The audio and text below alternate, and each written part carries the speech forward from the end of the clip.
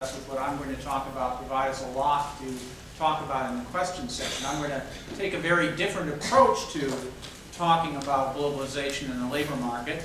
I want to sort of look at what economists think about what the effect of globalization is on the economy and particularly on the labor market. And we tend to divide things into two sorts of outcomes. One of them being employment outcomes and the other one being wage and income outcomes. And so most economists would have very strong agreement on this first point, which is if you ask them, has in any sense increasing trade increased unemployment, the answer would be probably not very much, if at all, and possibly it's even decreased it. However, the ways in which it may have decreased unemployment may in fact lead us to think in different ways about its effect on another aspect of our working lives, which is how much money we make. And there, again, there's more or less consensus among economists, although in the big picture, in some sense, it's very hard to say whether there might not be some very long-term hidden trends, either both positive or negative. And in fact, I think most economists would suggest that the overall long-term trend effect on real incomes of trade has been positive for a lot of the reasons that I talked about in my talk, my introductory talk a few weeks ago. There is no question that trade has very different impacts on different people. So that while we can't be sure what the effects are overall, there's no question that trade produces winners and losers. And then the big question is, how big are the winnings? How bad off are the losers? Who are they? And what can we do about it? So, my own thoughts on this, I have three things. One is that this country has never done enough to ease the transition of workers who are displaced either by trade or technological change or just the vagaries of competition between businesses. All of these things produce a lot of dislocation in people's lives, and a lot of other countries do a lot more to help people make transitions between jobs than we do. We have a very dynamic economy, but we put all of the costs of those transitions on the individual, and we don't share them socially, even though we socially share the benefits. The second thing is that in thinking about trade, we have a real tendency to focus on the effects on the United States. And I'm going to ask you to think not only about the effects on the United States when you think about the effects of trade, but think about the effects on the rest of the world. And finally, I am going to agree with a lot of what was in John's presentation about what we should be doing in terms of our policies towards trade, but not all of it. So that's a preview of what's to come. So let's talk about unemployment. Does trade increase unemployment? This is a cheap shot, but I want to take it anyways just to give you some idea. Here I've put up a picture of imports as a share of GDP and the unemployment rate. And probably the first thing you notice about the two is they ain't got a whole lot to do with one another. Over time, we've had big changes in trade. We haven't had any real long-term secular changes in the unemployment rate. In fact, if I were to show you a correlation between changes in imports and changes in the unemployment rate, you would find that they are negatively correlated. When imports go up, the unemployment rate goes down. Well, that's another cheap shot. The reason why it's a cheap shot is that the causation flows in the opposite direction as far as most economists are concerned. When the economy is booming, when our incomes are going up, imports tend to be an income elastic good. That is, of an increase in income, we spend a larger fraction of it on imports than we do on domestically produced goods.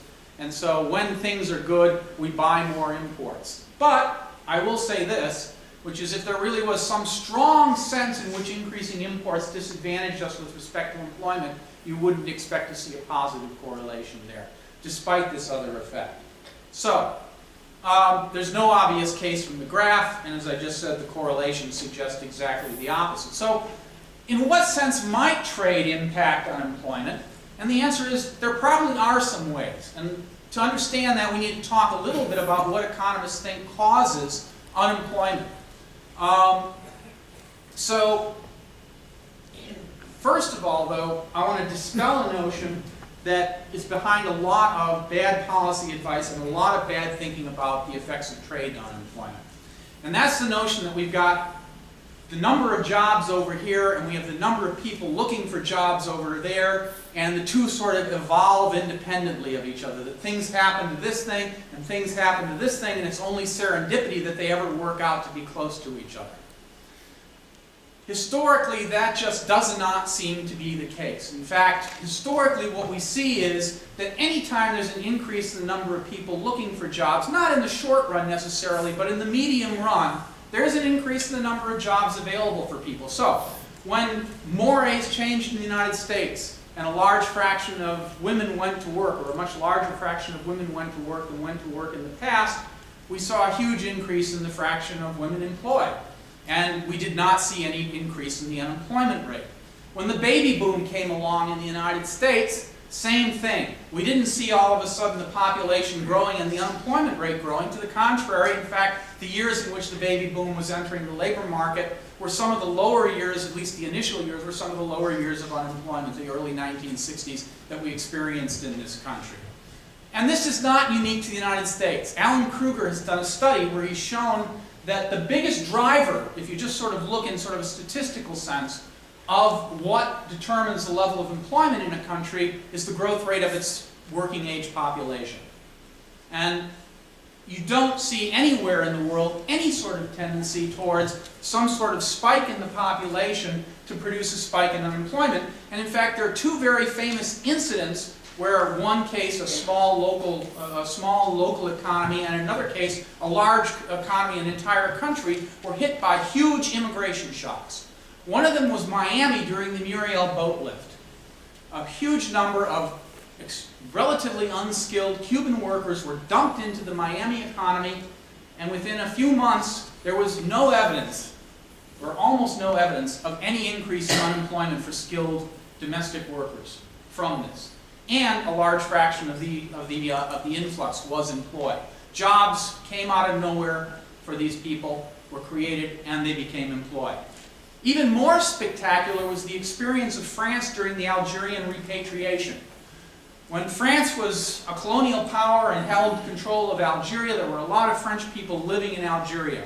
After the Algerian Revolution, they came home. A very significant increase in the French labor force. No significant increase in unemployment in France during that period of time. So, why does this happen? Why is it that we can get a big increase in the number of jobs, or number of people looking for jobs, and we see a big increase in jobs? Well, economists would give immediately one answer to that, which is that when the supply of labor increases, something should happen. Wages should fall.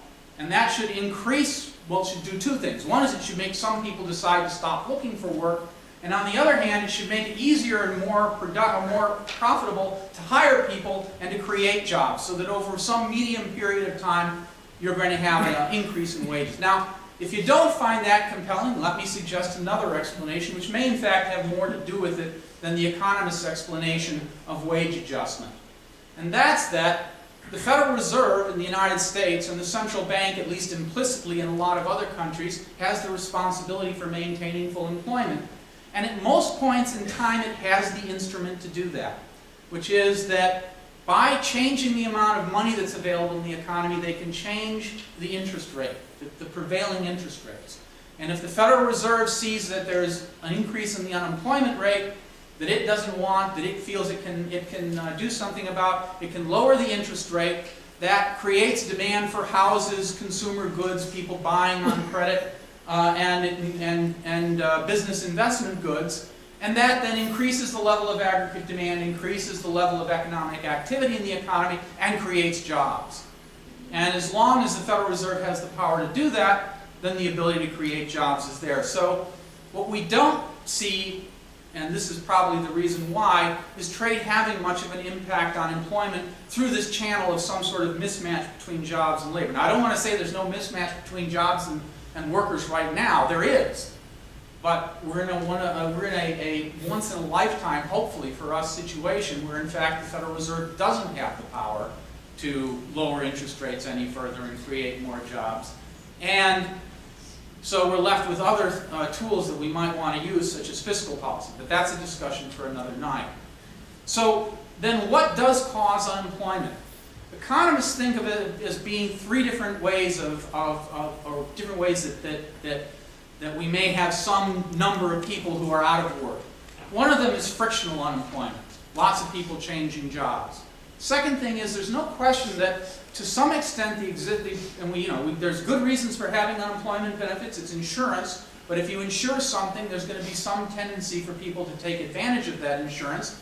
We want them to in some sense. In fact, one of the things that we think unemployment insurance does is it allows people to stay out of the labor market maybe a little bit longer than they otherwise would in order to find the right job for them, one in which they're going to be more productive, one that makes better use of their skills. So it's not necessarily a bad thing that unemployment insurance increases unemployment, but there's lots of evidence that it does to some extent. And then finally, there's a third type of unemployment, which economists call Q unemployment. And the idea is that if there are good jobs and bad jobs in the economy, so that I as a worker can go to work for one firm and get paid $30 an hour, but in another firm I'm only going to get $15 an hour. It's the same person, me, but depending on which job I'm in, I get paid a lot of money.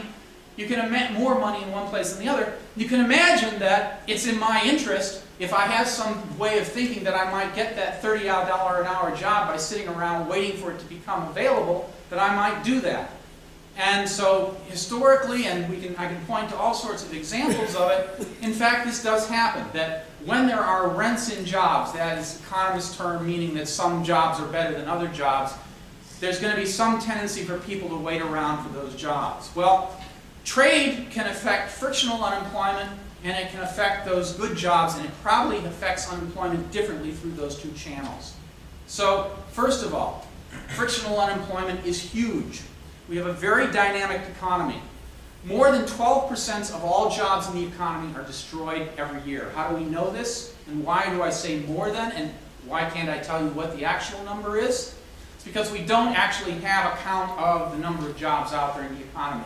What we do have is we know the size of each individual establishment, or at least those that are surveyed in different surveys by the U.S. government, and we can look and see how much they change in size from one year to the next. So, we can see that if you just look at firms that shrink in size, that the amount by which they shrink accounts for more than 12% of the jobs in the economy. So now suppose that a company stayed the same, but it fired a whole bunch of people and created a whole bunch of new jobs. That wouldn't show up. So that's why or it went up and down in size during the course of the year. So actually it destroyed all of its jobs because it went to zero and went back up again. We wouldn't see that. So this is an underestimate, probably a pretty big underestimate of the fraction of all jobs that are destroyed every year. Luckily, in a normal year, many more jobs are created. Something like 13 or 14% of all jobs in the economy are newly created jobs at the end of the year. And we know this again through these same sorts of statistics. Another way we have of knowing just how dynamic the economy is by looking at the number of people who make new claims for unemployment insurance every week. During good times, we have over 300,000 often people making new claims for unemployment insurance every week. Put this in perspective the next time you hear about a plant closing that cost 5,000 people their job or something like that. As big headline news on the news. This is the norm for the United States economy, is this degree of churning of jobs. Okay?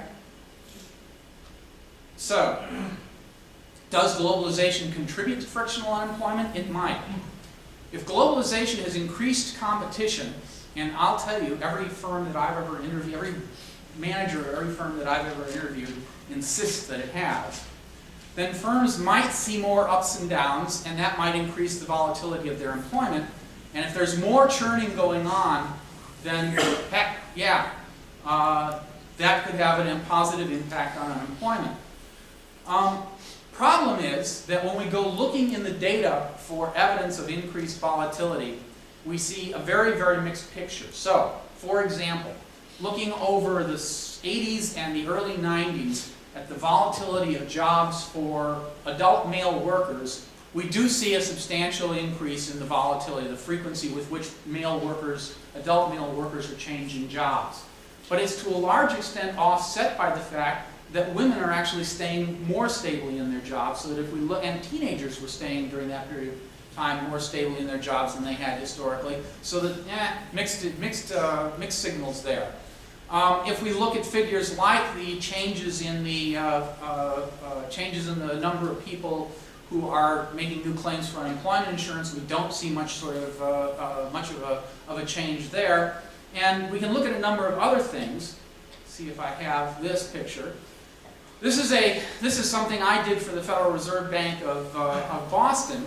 That middle line there is an estimate of the lowest unemployment rate that you can maintain without creating inflation. It's a deliberately biased upward estimates by my standards, so it's meant to be a sort of a lower or an upper bound of the area where you might start getting into trouble. And it's based on the amount of churning in the labor market that takes place. And as you can see, there's not much of a long-term trend there. There was a period in the late 70s, mid to late 70s, and then through the 80s and through the mid-80s, where there was an increase in this value, and it was reflected in the levels of unemployment that we saw during those periods of time. But overall, no big sort of trend that follows like that increase in trade. So I still wouldn't be surprised if it were the case that, just based on what I hear, that there isn't somewhat more churning as a result of trade. Maybe it's being offset by other factors,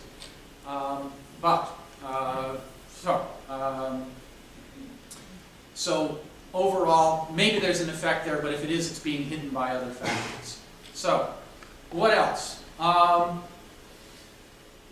There's another possible way in which trade could be impacting unemployment, and that points in the opposite direction for its potential effect on the economy. And that is, the Federal Reserve has to worry about inflation. If unemployment gets too low, so like that last graph that I was just showing you there was meant to be an estimate of how low unemployment can get without causing inflation. So, but when will inflation start up?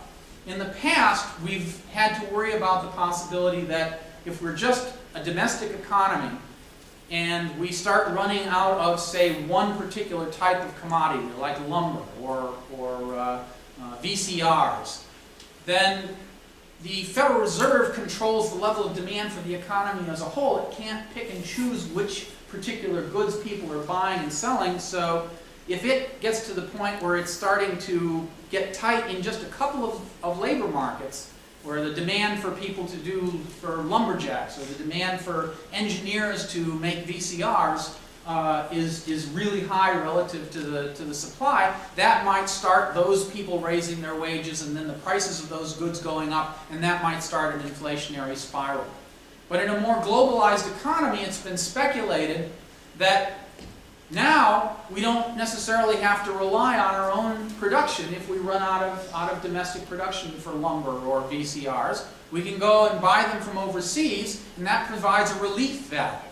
So our domestic producers can't start raising their prices when the demand for their product gets so high that they and their competitors are producing all that they can produce, because they've now got a whole bunch of more competitors from overseas, and that might allow the Federal Reserve to push the unemployment rate down lower.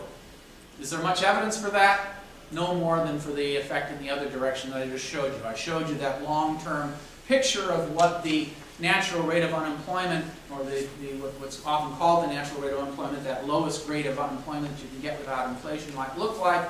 And it doesn't seem to show, again, any sort of relationship to increasing in trade. But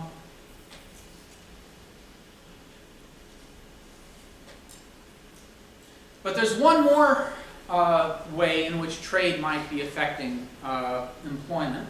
And that's through that last category of effects that I talked about, which was, what if there's good jobs and bad jobs in the economy?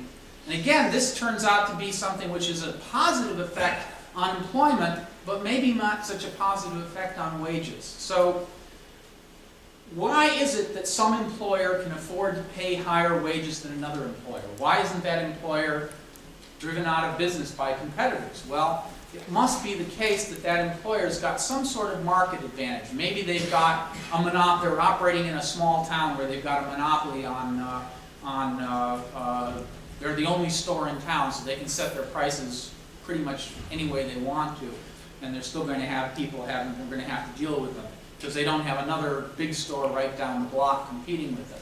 Or maybe they've got a patent on some sort of high-tech product, which for at least for a while allows them to exploit that and earn profits. Which then, if they've got a union, or even if they don't, if they've got a strong workforce with strong bargaining power, they may have to share some of those profits with their workers and pay them higher wages. So for any number of reasons, it's going to have to be the case, or maybe have to be the case, that those employers who are paying good wages are probably getting them somehow or another because of some advantaged markets position. And so some sort of monopoly power.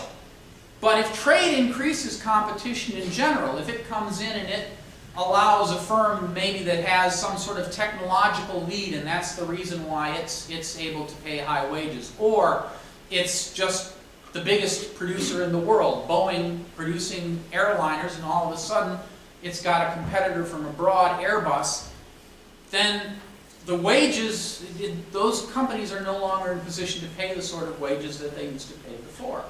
And when that happens, that means that the wages of those well-paid workers goes down. And what happens then? Well, the jobs that people maybe in the past used to sit around and wait for to come back when they got laid off for some reason or other, they don't wait around for them anymore. And again, I can tell you, I've gone out and I've interviewed employers in some of these high-wage industries where in the past the workers in those industries were very advantaged relative to the workers in other industries. And I can tell, famous quote that I have from one of them, and I just love, is, back in the old days when we would lay somebody off, they'd wait around forever for this job to come back. But today, we're looking for we're paying the same amount of money for the same skills as everybody else, and if we lay these people off, they're gone in an instant. They found an employer somewhere else. So this is the sort of thing I'm talking about. If that's happening, then again, there might be some reason to think that trade would be having might even be lowering unemployment. Bottom line of all of this is going back to what I said before. There's no obvious relationship between trade and the unemployment rate. There are all these reasons why it might be one way or the other. Overall, probably isn't a whole lot of effect of trade on unemployment one way or another. It's just not a major factor. But as this suggests, it could be a very big factor in determining compensation of different workers, because there's a lot of ways in which trade is going to get into that picture. So, does trade hurt wages? Not necessarily. Note that I just said that it may destroy good jobs, and there's no question that if it comes along and all of a sudden steel workers can't make what they used to because they're competing with steel workers in China who are paid a very small fraction of what they're paid, and their employers are no longer earning the profits that they used to earn and can't share them with their workers the way they used to, then there's no question that their wages are going to fall. But recall that when China came in and all these other countries came in and started selling steel in the United States at prices that were below what the U.S. steel industry was charging before, that meant that the people who were buying steel in the United States were getting a really good deal. The monopoly profits were compressed, the effective monopoly on the economy was reduced, and so now your money goes further because you don't have to pay these monopoly profits and these monopoly profit wages to these workers. And so it's actually up in the air. If the prices fall, real wages adjusted for the price of goods can be either higher or lower. While the average wage may remain unchanged or even increase if the prices drop, a lot of people who had those good jobs probably lost ground. So while we can't really say that much about what's happening to the average wage in that circumstances, there's absolutely no question that there are relative wage changes. So some groups are winners, some groups are losers, so let's talk a little bit about who those winners and losers are. Now, for a long time, economists had a pretty standard story about who the winners and losers were. And start off with, let's talk about the story that economists began telling after the end of World War II when we started working out the modern theory of international trade. And that was called the Heckscher-Ohlin theory. And it was based on the notion that what must be determining trade between different countries is their factor endowment. So if one country has a lot of capital and doesn't have a lot of workers, it's going to produce capital-intensive goods, read manufacturing goods. If another country has a lot of workers and doesn't have a lot of capital, it's going to produce not manufactured goods, but labor-intensive goods. And what sorts of goods tend to be labor-intensive? Commodities, agricultural goods, very sort of low-level manufacturing goods. And so this was a story that was circulated